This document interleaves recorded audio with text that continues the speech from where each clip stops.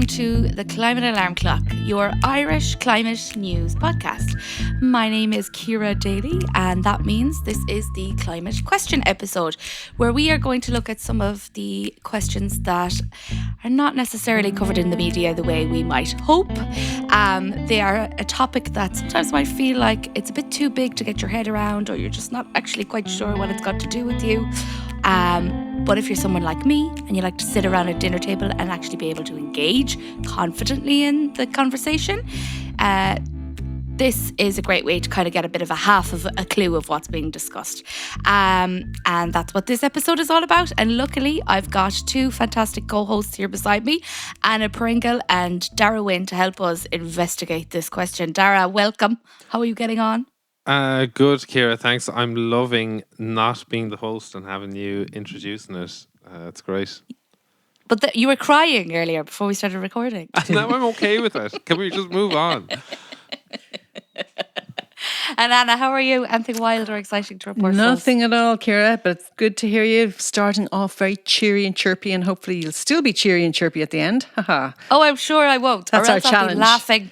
I'll be laughing manically In at despair. desperation at the end. You'll be going off to book flights for a city break to ease the pain. Anna, you're teasing. You've given away what the tease is. Right. We better get into it. So before we do, though, a reminder for anyone who would like to help with the upkeep of the podcast, you can do so by buying us a couple of coffees through buymeacoffee.com/the climate alarm. We are a team of volunteers running this podcast, and seeing those contributions come through really it obviously helps with the upkeep of the podcast, but it's also a great kind of morale boost in terms of keeping us going with the work we put into this. So for this week's climate question, we are going to be looking at the topic of flying, right? I'm going to be asking the guys, am I the asshole for flying? Why are flights so cheap? What is the actual impact? What is the damage that they're doing to their environment? So I suppose before we get into coming up with any conclusions for the end of the episode, let's go back to the beginning. Darragh or Anna, would one of you kick us off and just take us through what the environmental impact of flying is? Yeah. So looking forward to getting stuck into this. So I suppose in terms of flying, if you do a quick Google of like how much impact does flying have in terms of emissions, you'll find that emissions are about 2.5% of emissions. So you think, 2.5%, surely that's not too bad. Great, that's sorted. I'll keep booking the holidays. But then, unfortunately, when you look into it, basically 2.5% of the CO2 generated, or of the kind of CO2 equivalent generated, comes from flying. But flying has kind of some unique or special ways of warming the planet. So it emits CO2, but because it's at altitude, it emits CO2, it emits water vapor, and emitting those things at altitude actually has a greater warming effect than if it was just emitted at ground level. And as well as that, it emits other potent greenhouse gases, things like sulfur dioxide. So it's 2.5% of emissions, but half of the warming actually comes from things other than CO2. And there have been studies done in the last kind of year and 18 months that have found that the warming effect of flying is actually a lot higher than even was previously thought. So there's an amazing episode of Hot Mess with Philip Boucher-Hayes, and the expert that he has on it, Nikki Brazola, says that flying actually contributes up to 10% of global warming. So okay, so that 2.5%, is that just referring to? That's just flying's percentage of CO of carbon dioxide emissions. So if you got all the CO2 that's emitted and looked at the actual carbon dioxide, flying emits 2.5% of that.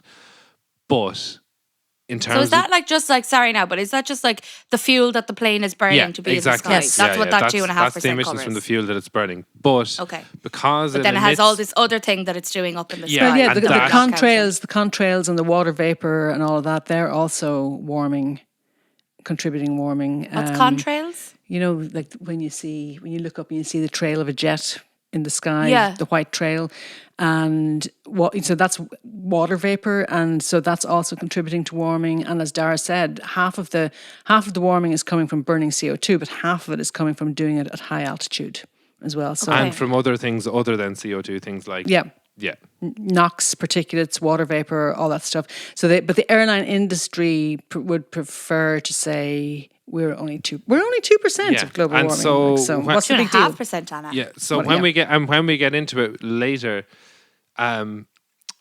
the any of the kind of taxes, any of the carbon taxes that airlines are paying, they're only paying it on the CO2 emissions. So they're not actually having to Okay. pay for any of the other non CO2 warming. But maybe before we get into that, I think the one other thing about flying in terms of why it's an issue, or something we need to consider, is kind of the global justice aspect of it. Obviously, in Ireland, Very woo woo. we love our flying, and being in an island, it's a common thing that we do. But what a lot of people might not be aware of is that 80% of the world's population have never been on a plane, and in any given year, it'll be somewhere between 10-15% max would be getting on a plane. So flying, it's 10% of warming, and it's something that's only ever done by 20% of the world's people. Yep. So Yeah. so there And is to look at that another way, the most vulnerable people on the planet have an annual footprint that is lower than one long distance flight. Wow. Yeah. So so that just gives you a sense of the imbalance and, as Darragh says, the justice issues around that. Yeah, and I think I've definitely mentioned this before. Like a kind of rule of thumb, that you can use is like, if everyone lived the way I lived, what kind of state would the planet be in? And so if suddenly everyone started flying, then the world would be in serious trouble. And if you kind of work backwards from there, then flying is definitely something that we need to do something about. But it's really tricky because flying is great and going places is great, and obviously flying is really affordable. Yeah, so like if flying is contributing to the 10% of greenhouse gases that we're emitting, how come, and we're trying to get people to use more kind of slow travel, how come they are able to offer us flights at such a low cost? Why are they so cheap? Like, they're really affordable. It's almost more affordable to take a plane than a train sometimes. Do you want to jump in, Anna? Well, I mean, yeah, I mean, there's a couple of reasons. I mean, one is that in the last 15, 20 years, low-cost airlines like Ryanair have really transformed the business model of flying, Yeah. and have changed how it's done in order to offer supposedly cheaper fares, but actually, if you look at it fully loaded, it's not always as cheap as you think it is. So that's one thing. But the other thing is that the airlines are not paying for the full cost of carbon. They're not paying for their pollution. So that's another aspect to it. So they're not paying the full cost of the pollution that they're causing. So those are sort of the two aspects of it. And the ways that the Ryanair model is very clever, and it focuses on reducing costs, all those things. So that's allowed them That's to. why they're getting us to pay all those extras. They're just Yeah, keeping the cost. absolutely. But they're also doing things though, like they're only operating point to point, so they're not transferring your baggage, for example, or the quick turnaround of that Ryanair does at airports and so on contributes to the lack of cost. Actually, they would argue too that contributes to lower emissions because they're using less jet fuel while on the stand at airports and so on. And they'll say things like, because our flights are full, they're more the emissions efficient per person are lower. Yeah. And I think that business model thing, is a really important part of it. Yeah. And especially, there are cheap flights, and if you book in advance and keep an eye out, you'll get cheap flights. But there are also really expensive flights. If you have to fly Yeah. Yeah. somewhere for an emergency, you will pay through the nose from it, and that all kind of works. But it helps airlines to market, oh, we're really cheap, and to tempt you in. So there is that huge aspect of it. But then there is also lots of strange exemptions that they have, that, as Anna has said, they're not paying the full price. There's lots of kind of subsidies and tax Yeah. breaks that the airline industry get. So, what are some of those subsidies and tax breaks? So, for example, in Ireland, there's no carbon tax on aviation fuel. And we don't have a tax on kerosene. Kerosene is the really dirty fuel that planes use, and that's exempt from carbon taxes. There's Just lots for of aviation, though, isn't it? Because I pay tax on my kerosene at home. yeah. It is, I think, as far as I know, it's just for aviation. Yeah, part of the challenge is, and this is the same with carbon. With emissions for aviation, they're not counted in our national emissions because there's all sorts of international agreements, because aviation is flying between countries. So we don't count the full aviation emissions as part of our national emissions. So there's a lot of complex ways that these things are counted and looked at because it's international and governed by international agreements. So, for Yeah. So example, in the EU, flights within the EU are subject to certain emissions counting or standards or taxation or whatever, but international flights beyond the EU, so mostly long haul flights, are not. yeah, So a shout out to our editor producer Rob, who left a report called "The Aviation Tax Gap" by Transport and Environment. That he left that, and I was like, "Oh God, I Riveting don't want to read this." reading, And it's actually a riveting reading. great read. So thanks for that, Rob. But to come to what Anna was saying there about, so flights that fly between Europe and other destinations, don't pay the same kind of the same price on carbon at all. So airlines like Air France, that would do a lot of kind of long haul travel, pay €6 per ton of carbon in 2022, compared to Ryanair that paid €44 per ton. So huge breaks for airlines that are kind of long haul and outside of Europe. And I'd be guessing, that Europe is probably one of the better areas for taxing the kind of polluting effects of airlines. And like the kerosene thing is mad, that they're not paying tax on that fossil fuel. Yeah. Another thing then is that they're not paying VAT, which is like kind of understandable because transport is VAT exempt. So if you get a train Yeah. or if you get a bus, like that's VAT exempt, which is fair because, like people need public transport to Yeah. get to work or get to school or get to college. So like aviation has been lumped in, as a transport mode, so it is VAT exempt. So there's also not VAT being paid on it. And then the other kind of mad thing that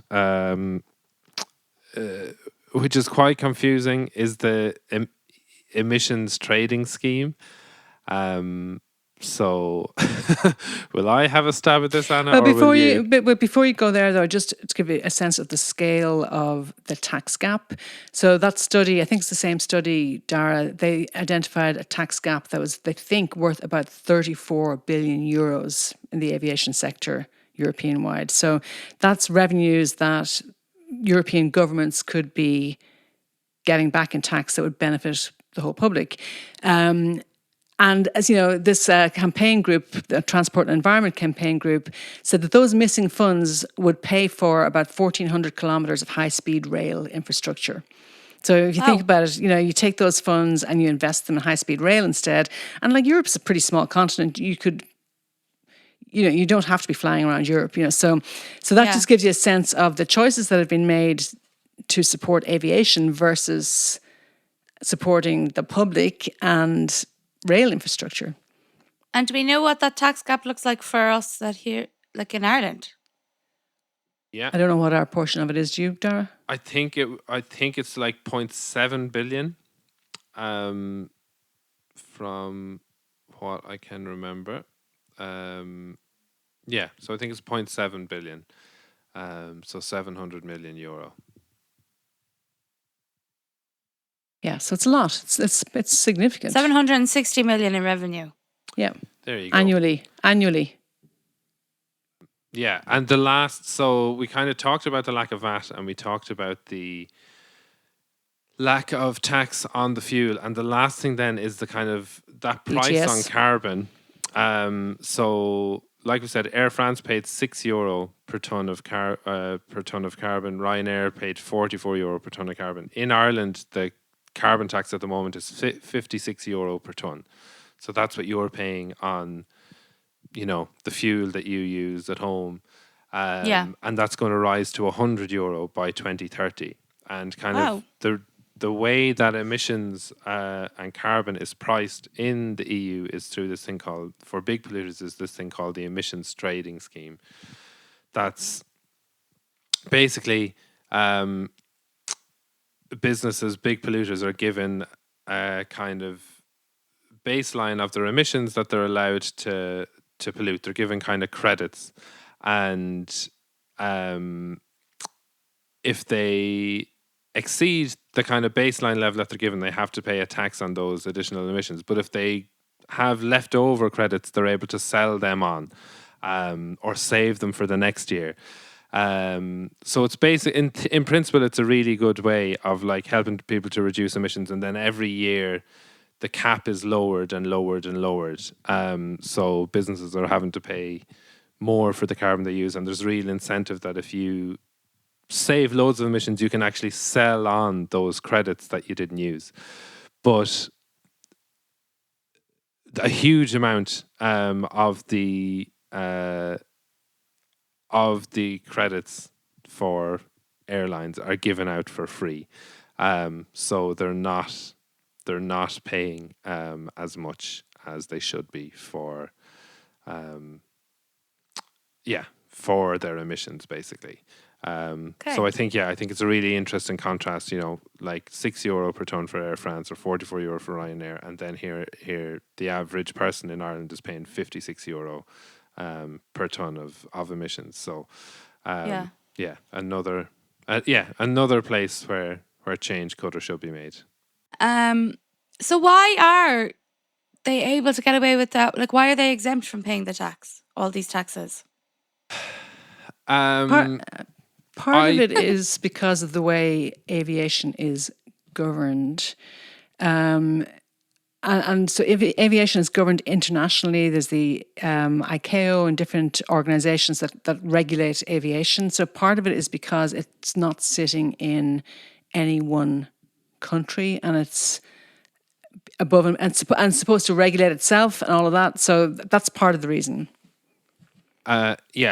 So I kind of, to build on that, like it's kind of this nebulous thing. No one wants to take responsibility. Like there have been debates in the past about, is it the country that the plane takes off from or the country that the plane lands from that should be counting the emissions? And so kind of as a result of that, no one counts the emissions. I think there is also a kind of historical thing, that like it did at one point really benefit Ireland, or maybe it's maybe it's debatable, but it did at one point benefit Ireland that flights could be made cheaper. We have this huge diaspora. We loads of Irish people living in the UK, and actually, to get that access really made sense on a couple of levels. So it would make sense. Oh well, you're helping connect families, and you're helping to do this and that, and you're helping to We're in increase Ireland. We have to be connected. Sorry. We're a small island. We have to be connected. Yeah, but It's there like, was definitely a bit of like truth to that at some stage, and there probably still is. But then it's it was never taking account of the kind of um, economic impact, and now like there's this whole like unsustainable kind of flying culture that just yeah. um, But can I come back to Ciara's question about why aviation is treated differently? I found the answer, and it's because I remember I was saying it's because of international. It's governed internationally, but there's an international agreement going back to 1944 that has made jet fuel exempt from tax and duties. So, Wow. so that is something that is being, I think, will change, and you can see more and more countries are starting to work on changing that, and the EU is talking about bringing in aviation tax over time as Yeah. well. But yeah, so that's, I mean, it's historic. It's historic, international. It's how the industry developed internationally originally is why, and of course it suits them. One of the things I thought was really interesting about the way that low cost airlines are able to keep their prices so low was that they are in fact paying so little for the fuel that they use within their planes. It's more cost effective for them to, like, every 3 to 5 years is what Ryanair does, upgrade their entire fleet, like buy completely new planes, because that makes more financial sense for them. Because the cost of the fuel is so low. So like we're being told, don't be upgrading your car every 3 years. Don't be, get as much out of the car. Try and reduce your travel. Whereas you've got airlines just upgrading planes every few years, which surely that in and of itself is also producing more emissions, But no? that logically, that doesn't make sense to me. So I mean, if the cost of fuel is so low, why do you need to upgrade to a more fuel efficient airplane?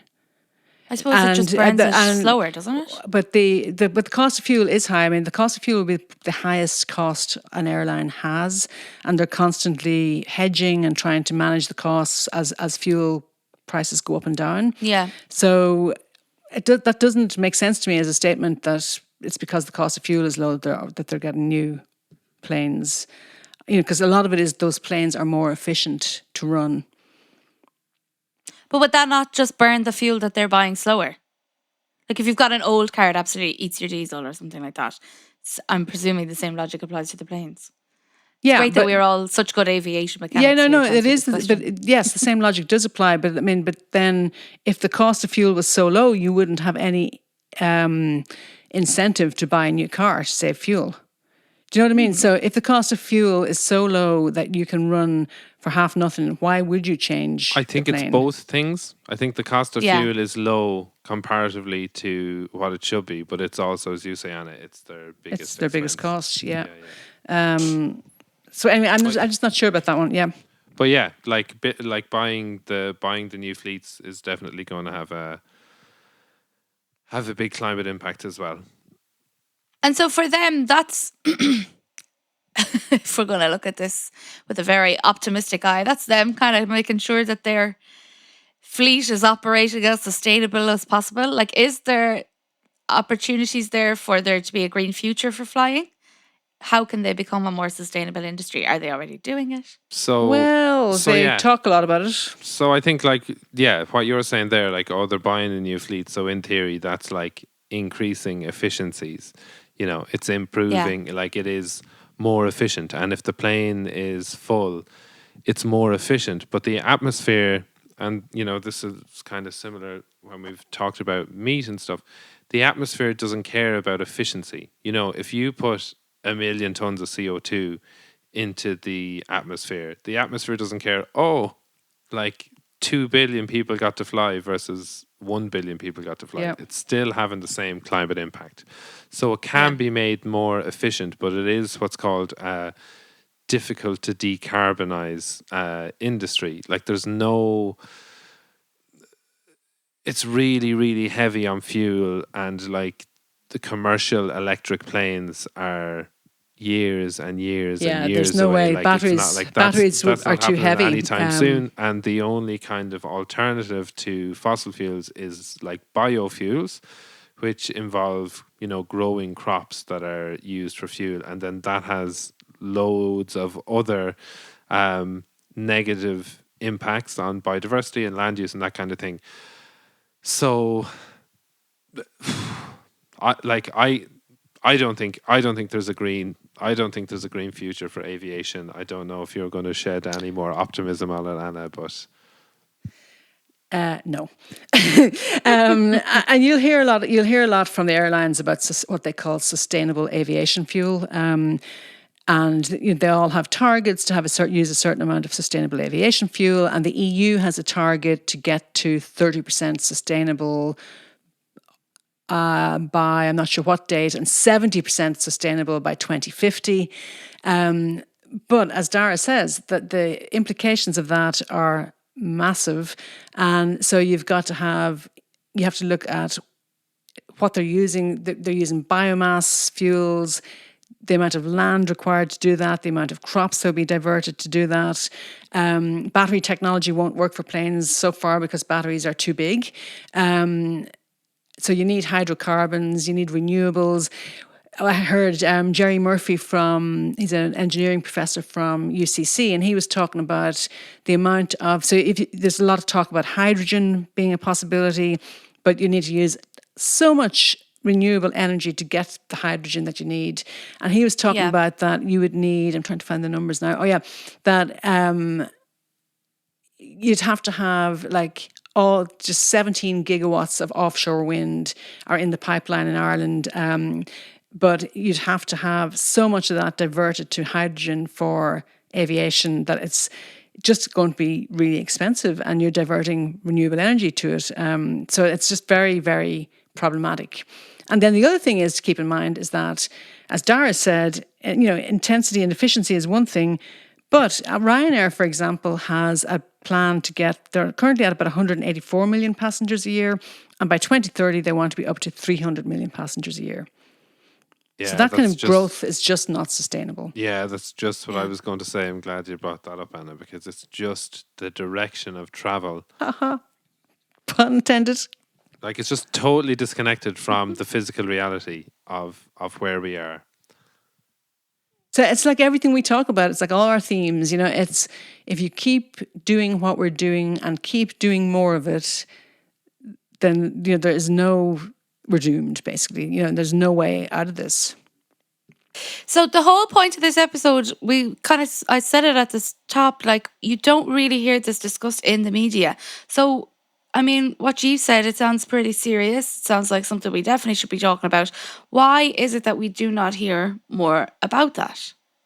Well, we hear a lot about in the media in Ireland about aviation, but it's like Ryanair press releases. Every utterance that Michael O'Leary makes gets loads of coverage, and then the other thing we hear is about excitement about new routes being opened from Dublin and where we're all jetting off to for our summer holidays, and so but that's what I mean. Why do we hear that and we don't hear the actual impact that it's having? Like we don't get that kind of education piece around it. Like it sounds like the government should put out some sort of communications plan to tell people why they should be opting for slow travel more, but we don't hear any of that. No, we don't, Ciara.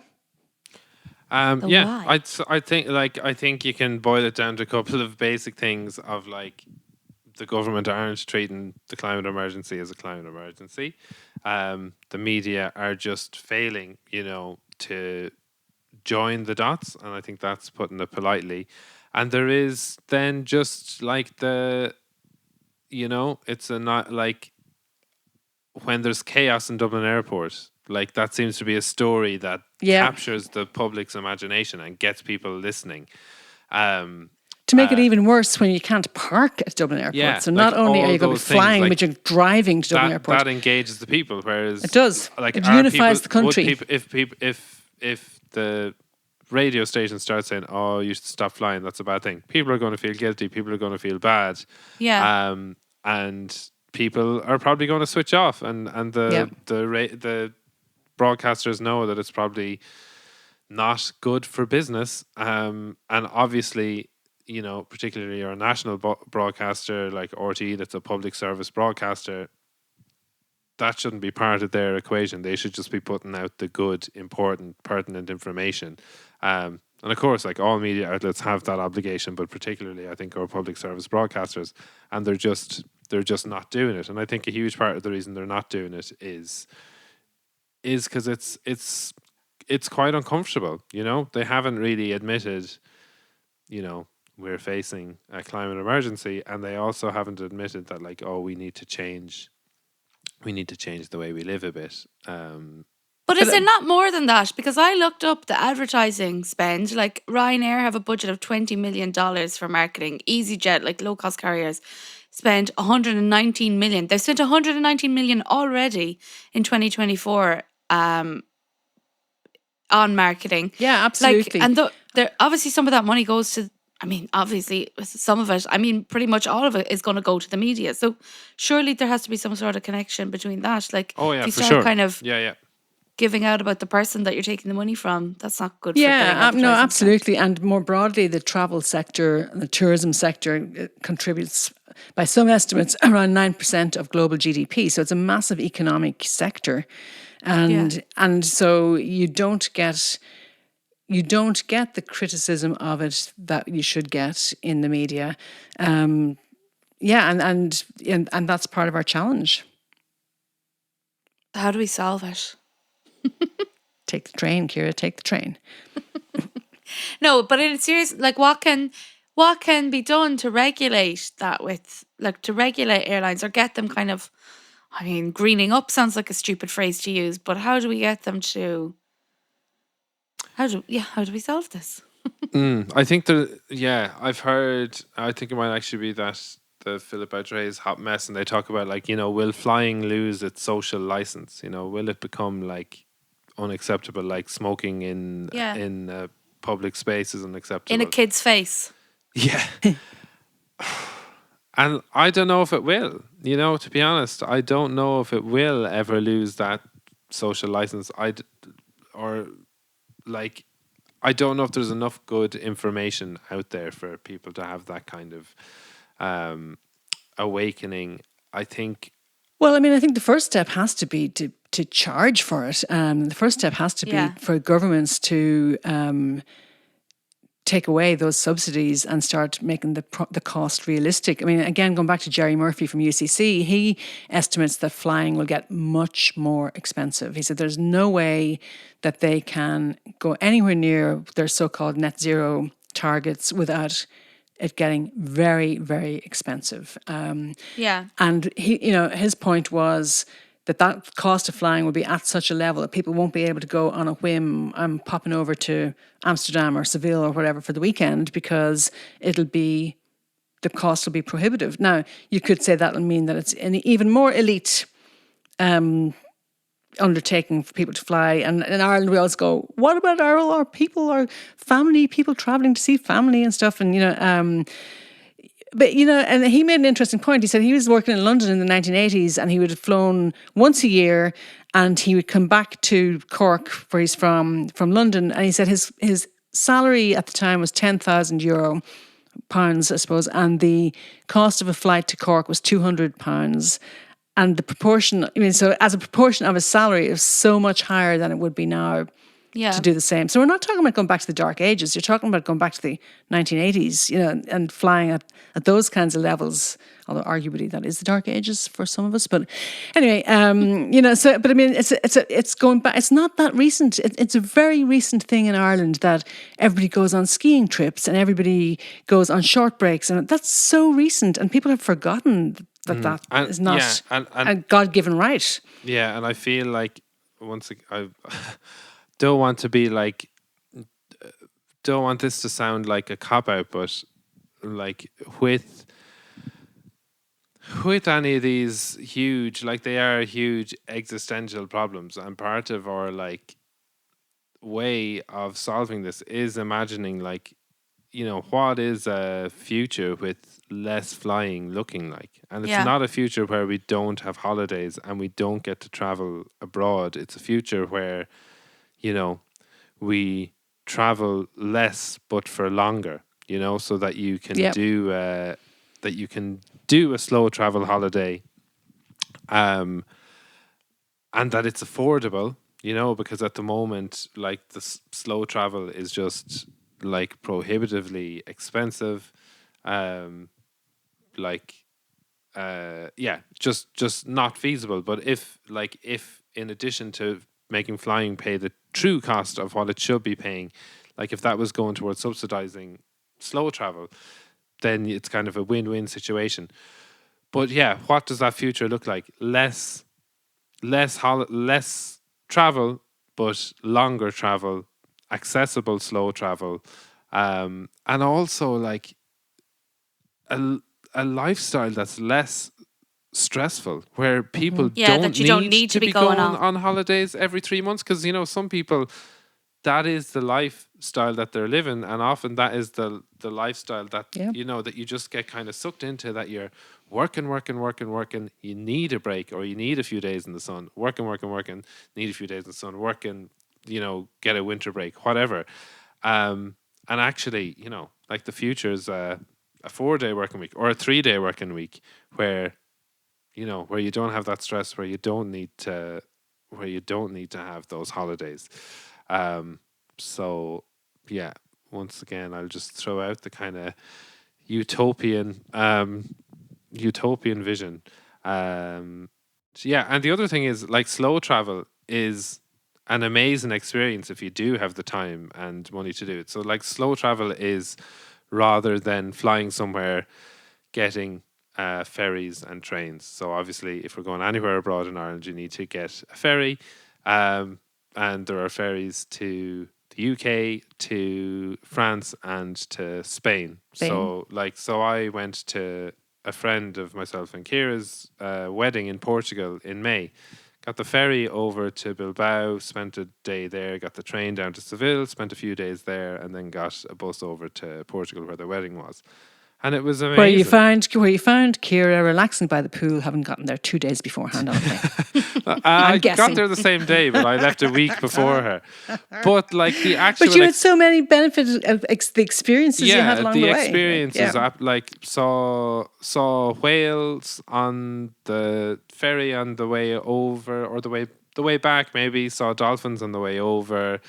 Got to a couple of cities I hadn't seen before. The trains were lovely. Going through the countryside. So it is just a totally different experience, but an absolutely lovely experience. Because actually, going on a plane is awful. It's Oh, actually awful. Yeah, and airports are so. Let's just say it. You get constipated, Yeah. right? Who wants that? I bet you don't get constipated on a ferry. Actually, I'm going to get in touch with the government and be like, I hadn't thought of that. There's probably a climate benefit to that. Yeah. I've got a good communication strategy of how we're going to move people away from flying.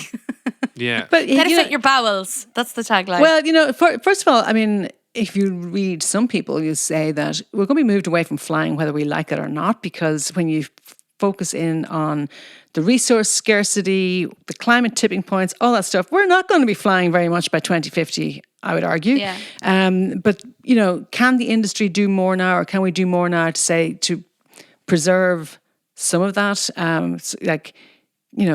Ban private jets, for example, put the true cost of flying on there, encourage slow travel. We could do all of that. Yeah. And maybe, offset some of the impending collapse. And I suppose from an individual level, because it is really confronting. And like, I used to fly loads and loads and loads, and it did and then I became aware of it, and there was a huge amount of guilt and stuff. I think with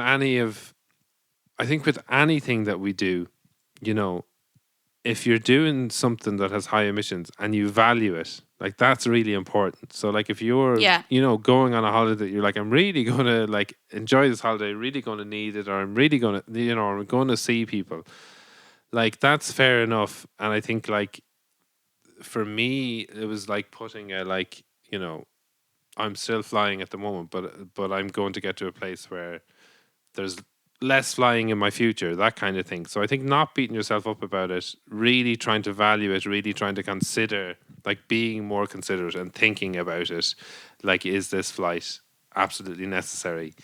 And then, yeah, like if, if at some stage just the slow travel thing is something you have the time and the space to do, it's just a lovely thing to kind of try out and see how that feels and see how that fits for you. Because the more people that do it, the more accessible it becomes. Like that time I went to Bilbao, like it was absolutely hilarious. Got to Rosslare, there were 8 foot passengers, and they put us in a 7-seater van to get onto the ferry. Like that's how badly set up the system is for foot passengers at the moment. But the more people do it, like the more demand there's going to be, the better the systems come, the more accessible it becomes.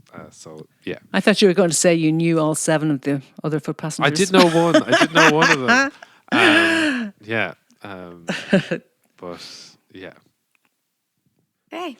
Well, I think that sounds like a really good place to leave today's episode, on a positive note for a change. And we've actually provided some solutions and some nice alternatives for us to look at. So that's great. If you enjoyed the podcast, please do drop us a 5-star review, as that helps us reach the ears of new listeners and spread the message of climate awareness, which is, I think, something we've discussed just now. We need to spread awareness of the impact of flying and the alternatives that are out there for it. If you've got any thoughts or questions about today's episode, you can also drop us a line through Facebook, Instagram, or Twitter. That's everything. Darragh, Anna, you're free to return to your lives once more. Off you go. Off to the airport now. Bye. Thanks, Ciara. Bye-bye.